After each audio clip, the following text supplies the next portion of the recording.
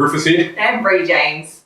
We're the two troublesome people that founded Smallville. And we thought that she's a troublesome person that founded Smallville. And we're here now. We're going to start doing videos together for Smallville because we kind of figured, well, we both do videos separately. Let's do one together and have a little bit of a chat about our topic. Still only be a short video. We're not going to make you spend days of your life listening to us. Cheer you off, but you know. So, yes, I will cheer you off. But today, our topic on today's video is about when you travel for business, how do you make the most of it? And we both travel a lot for business, right? Yeah. So around Australia, internationally, we are on the road a great deal. Mm-hmm. And there's ways to get the most of it. So what do we mean by getting the most of it? What does that mean to you?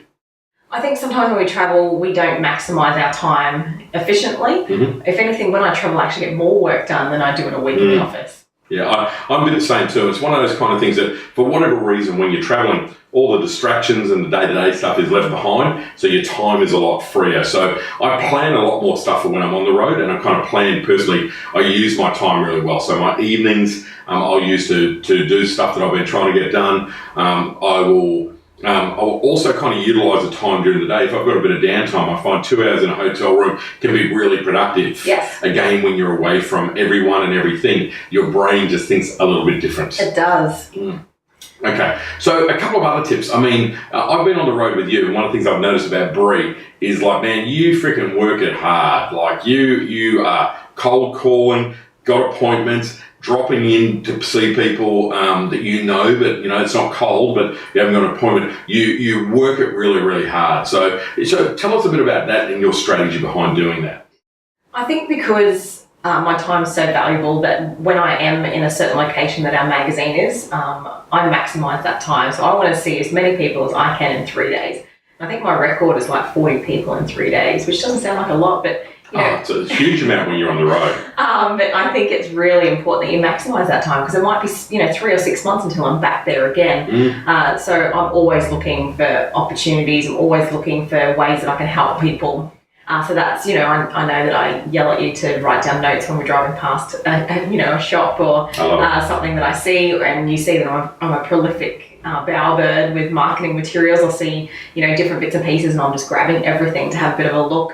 So I think it depends on the industry that you're in, but I think every single small business, even if I had a different business that wasn't in the sales and marketing side of things, I would still be looking at, if I was a podiatrist, I'd be looking at every other podiatry person in... You drive by. That I drove past. I would stop. I would go and have a look and just see what they're doing and see if I can learn more stuff off them as well. So the moral to the story I get out of that too, though, is when you're on the road, yes, you've got scheduled appointments, so there's people you've got to see, but it's also the opportunistic stuff of, hey, I've seen that business, I've seen this, I'm going to see them, but also then you even have your own research, checking out other magazines in your case, what are other people doing in there? And that to me is the essence of this whole concept. When you're on the road, you've got to make the most of it. You're away from home, you're away from family, you're away from doing things. You've got to kind of utilise the time. I don't go at the same pace as Bree, like I wouldn't do 40 appointments in 3 days. I've passed that stuff for me, but I use my time really wisely, and I utilise it to, again, it might be one particular organisation that I want to track down that I've kind of got a call in, but I know that they couldn't see me, but I will kind of pursue that a little bit while I'm in town.